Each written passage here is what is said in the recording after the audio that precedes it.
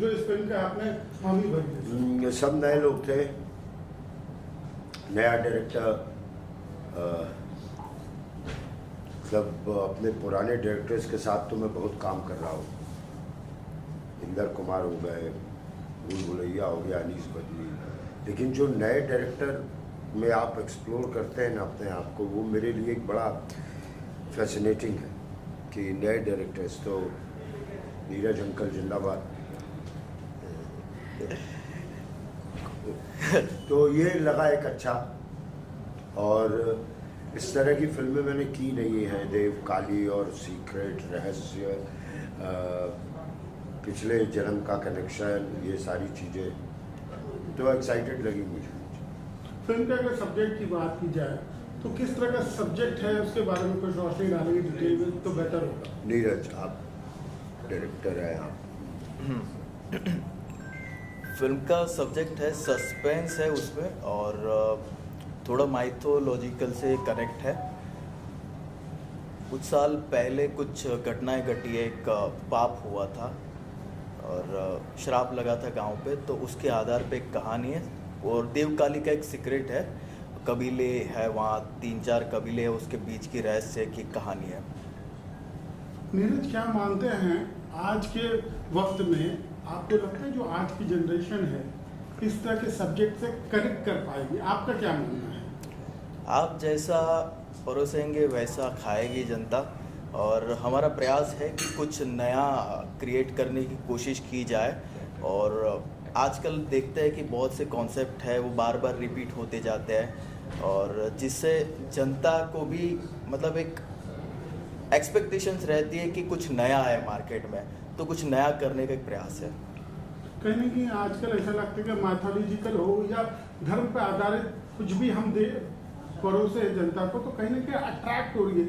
आपको लगता है कुछ बदलाव आ रहा है, बदलाव आप महसूस कर रहे हैं? इस तरह की फिल्में नहीं बनती थी पहले रोमांटिक फिल्में ज़्यादा बनती थी, एक्शन वाली फिल्में बनती थी, इस तरह के सब्जेक्ट बहुत ही कम लोग छूते थे। आपका क्या मानना है? बिल्कुल, समय के चलते चलते जैसे बदलाव आते हैं, और बदलाव ज़रूरी भी है, तो वैसे फिल्में भी, जैसे कि आपने कहा कि पहले रोमांटिक फिल्में बनती थी ज़्यादातर, तो अभी कुछ समय थोड़ा बदला है। और आज की जो जनरेशन है जो ज़्यादा चीज़ों से कनेक्ट होती है, तो सोचा कि जिस चीज़ से जनता ज़्यादा प्रभावित होती है, खास करके हमारी जो यंग पीढ़ी है, तो आजकल की जो पीढ़ी है वो ऐसी चीज़ों से ज़्यादा अट्रैक्ट होती है, तो सोच रहे हैं कि जो उनको पसंद है वही चीज़ को लेके कुछ अच्छी चीज़ उनको दी जाए।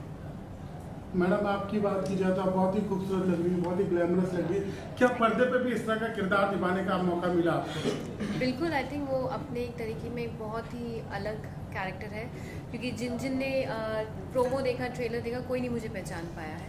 मैं मुद्रा का कैरेक्टर प्ले कर रही हूँ, जो यहाँ पे आपको दिखेंगे।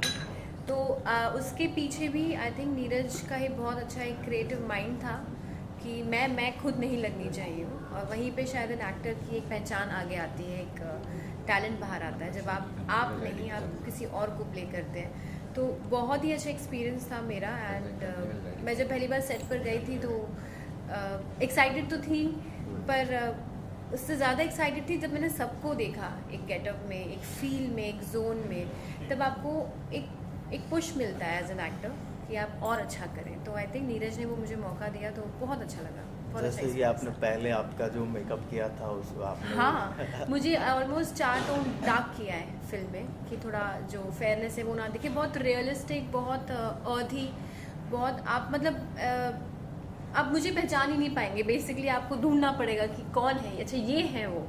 तो हाँ, तो वही मतलब मेरे हिसाब से तो वो इन एन ऑल एक पैकेज था, और असली कलाकार वही हो जहाँ पर आप हर एक चीज़ में ढल जाए अच्छे से। तो आई थिंक, आई होप मैंने अच्छा काम किया हो तो सबको पसंद आए। इस तरह के किरदार को जब एक्टर्स करते हैं तो कई तरह के होमवर्क्स करते हैं, कई तरह की प्रिपरेशंस करते हैं, कहीं ना कहीं से भी रेफरेंस लेते हैं। तो आपने कुछ इस तरह से किया मैडम? मुझे ब्रीफिंग काफ़ी अच्छी तरह दी गई थी नीरज जी के थ्रू, क्योंकि मेरी जो कास्टिंग थी वो बहुत ही लास्ट मिनट थी। एंड अच्छा था जो भी मतलब मुझे बोला गया था, जिस हिसाब से जो मैं समझ पाई हूँ, मैंने अपना बेस्ट दिया है। एंड यस, हमने काफ़ी डिस्कशंस की थी सेट पर कि मुद्रा का कैरेक्टर कैसे होगा, क्या फील चाहिए, कितने एक्सप्रेशंस कितने तक चाहिए, मतलब हर एक एक्सप्रेशन तक की हमने काम किया है in the shot while filming. तो मेहनत थी इन अ वे, मुझसे ज़्यादा आई थिंक नीरज ने काफ़ी मेहनत की है हर एक कैरेक्टर के ऊपर।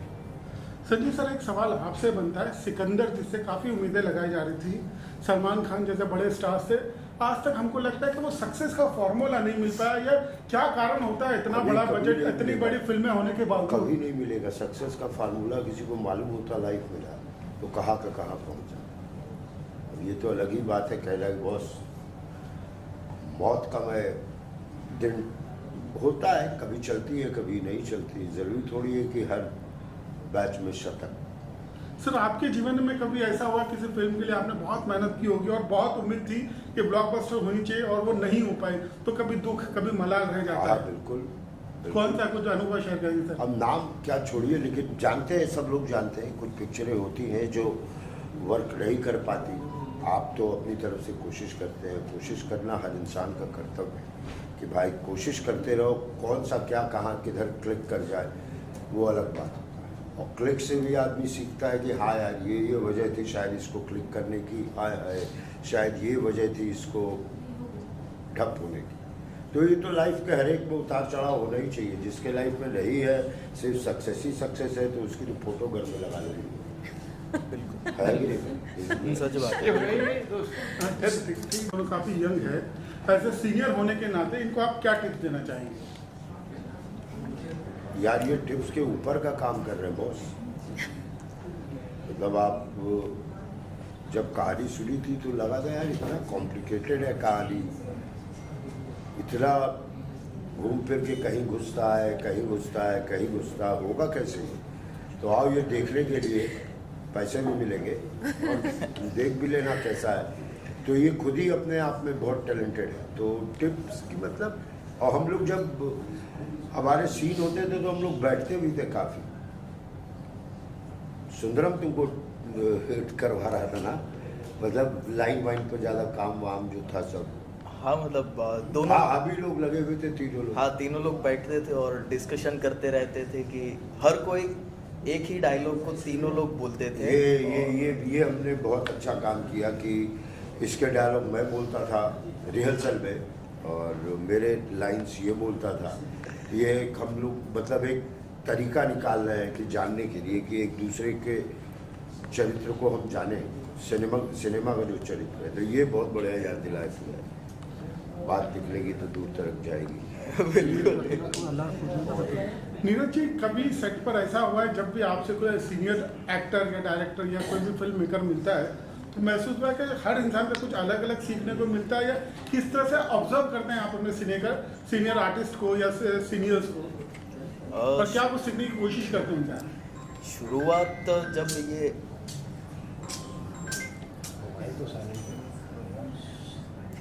जी Neeraj ji please sir. Ready sir. सीखते तो हम कहीं ना कहीं से होते ही है। जैसे कि यहाँ पे भी लोग बैठे तो हम ऑब्जर्व करते रहते हैं। तो एक एक्टर का प्रोसेस होता है, इमेजिनेशन, ऑब्जर्वेशन एंड इंटरप्रिटेशन। तो हर एक कैरेक्टर से, हर एक पर्सनालिटी से कुछ ना कुछ सीखने को मिलता है। तो वैसे ही बचपन से हमारे अंदर जो सबकॉन्शियस माइंड में भरा है, नए नए लोगों को देखते हैं, जैसे कोई ड्राइवर है, कंडक्टर है, कोई मज़दूर है, तो हर किसी को हम ऑब्जर्व करते हैं, उसके बारे में सोचते हैं। और जब भी ये हमको कैरेक्टर करने का मौका मिलता है तो सबकॉन्शियस माइंड को ठठोरते हैं और कैरेक्टर को करते हैं। बाकी इनके साथ मेरा एक सपना रहा है। 8 साल पहले मैं आपके पास, आपको नहीं पता होगा सर, मैं एक शॉर्ट फिल्म लेके आया था। हाँ, और शॉर्ट फिल्म आपने करने के लिए हाँ भी कहा था। उसके बाद कुछ संजोग से वो नहीं हो पाई थी, पर क्या पता था कुछ बड़ा ही होना लिखा होगा। तो आज एक बड़ी फिल्म साथ में कर रहे हैं और मेरे पापा का कैरेक्टर कर रहे हैं सर।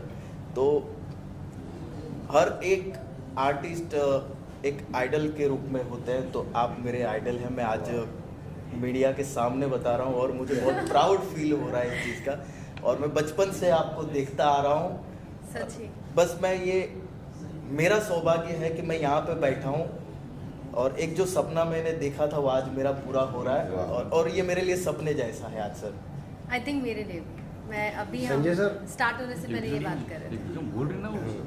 हाँ, संजय सर एक सवाल है, काली देवी के जो टाइटल है इसके हाँ देवी काली, इसके सेट पे कौन सा आपको सीन करते हुए बहुत मज़ा आया और बहुत स्मूथली हो गया? जो ये लोकेशन था वो अपने आप में मुझे बड़ा मज़ा आया। जैसे 17 तारीख से शूटिंग है और हम 16 को वहाँ पहुँचे, 16 से ही मज़ा आना शुरू हो गया। मथुरा में थे हम। हर सीन में मज़ा आता है। लोकेशन जब रियल होता है ना तो आप इन्वॉल्व हो जाते। तो ज़्यादातर सीन में मैं इन्वॉल्व रहा। खाते पीते रहे हम लोग, घूमते फिरते रहे हम लोग, मतलब मजे में काम किया। मतलब काम जैसा लगा ही नहीं था, हमारी एक बॉन्डिंग बन गई थी, एक फैमिली जैसा हो गया। जैसे ही सीन एक ख़त्म होता है हम लोग कृष्ण के मंदिर पे पहुंच जाते थे, ऑटो में पहुंच जाते थे। तो हमको खाली वक्त मिला ही नहीं, जो वक्त मिला उसको प्रॉपर यूटिलाइज किया कि इतना टाइम हमको साथ रहने का मौका मिला है। तो प्रॉपर हाँ आपका कोई सीन ऐसा हो यादगार जो बहुत अच्छा? मेरे हिसाब से एक है, बहुत अच्छा एक सीन है जो बहुत शॉर्ट समय के लिए लेकिन अच्छा सीन है। अब मैं बता दूंगी तो फिर मज़ा ही नहीं आएगा, तो वो नहीं बता सकती। लेकिन उस सीन में ना ही डायलॉग्स थे, सिर्फ एक्सप्रेशंस थे मेरे, और उस एक्सप्रेशन के लिए नीरज बहुत स्पेसिफिक थे उनको क्या चाहिए। तो जब आप किसी नए क्रिएटिव माइंड के साथ आप काम करते हैं ना, आपको उनके हिसाब से काम करना चाहिए मेरे हिसाब से, क्योंकि जो हम सीख के आते हैं आपको वो पीछे छोड़ देना चाहिए, क्योंकि जितना आप सीखेंगे आपकी गैलरी उतनी अच्छी बढ़ेगी। तो मेरे हिसाब से मैंने सरेंडर कर दिया था कि आप जैसा मुझे कहेंगे, जो आपको चाहिए मैं वैसा परफॉर्म करूँ। और आई थिंक वो सीन इन अ वे अगर हम देखेंगे मुद्रा के कैरेक्टर के लिए मिक्स्ड इमोशन सीन था, एंगर, पेन एंड बहुत सारी चीज़ें थी, रिवेंज। तो वो सिर्फ एक एक्सप्रेशन में ही चाहिए था वो सब कुछ। तो आई थिंक मेरे लिए वो सबसे बेस्ट सीन था मुद्रा का। देव काली ऑडियंस को क्या मैसेज देगी और ऑडियंस क्यों जाए देखने, इसके अंदर क्या खूबी है? आपने किसी ने सवाल किया था ना कि आज के जनरेशन के लिए ये मूवी सही है कि नहीं। मैं इस जनरेशन की हूँ, तो मेरे लिए जब मैं कंटेंट ढूंढती हूँ, मैं अपने लिए बात कर रही हूँ, मैं जाके मैं ऊब चुकी हूँ आज के कंटेंट से, मैं कनेक्ट नहीं कर पाती हूँ। येस इट्स ट्रेंड है तो आप देख लेते हैं, आप उसका हिस्सा बन जाते हैं, आप इंस्टाग्राम रील्स बना लेते हैं, 10 चीज़ें करते हैं। पर जब ऐसी मूवीज़ आती हैं तब आप कहीं ना कहीं इन अ वे अपना जो पिछला जो कुछ सीखा है वो भी रिफ़्रेश कर रहे होते हैं और कुछ नया भी लेके जाते हैं। और ऐसी चीज़ें सिनेमा में बनना बहुत ज़रूरी है, बिकॉज हम लोग शायद कहीं ना कहीं डाइवर्ट हो चुके हैं when it comes to content creating. Bollywood को किसी रीज़न के लिए बॉलीवुड माना जाता था और आज हम एक बहुत अच्छे लेवल पे हैं। बॉलीवुड को कौन नहीं जानता है, बहुत लोग जानते हैं, पूरे वर्ल्ड जानता है कि बॉलीवुड कौन है। बट मेरे हिसाब से ऐसा कंटेंट बनना बहुत ज़रूरी है और हम यहाँ से ये सीख के जाएंगे कि एज एन आर्टिस्ट बहुत कुछ आप ऐसी स्टोरी के साथ कर सकते हैं। एंड आई हैव टू से कि नीरज जो है उन्होंने मेरे ख्याल से जो ताश के पत्तों में एक इक्के का जो ड्रम कार्ड होता है ना, उन्होंने वो काम किया है, क्योंकि उन्होंने सारा काम किया है, डायरेक्शन, प्रोड्यूसिंग, एक्टिंग।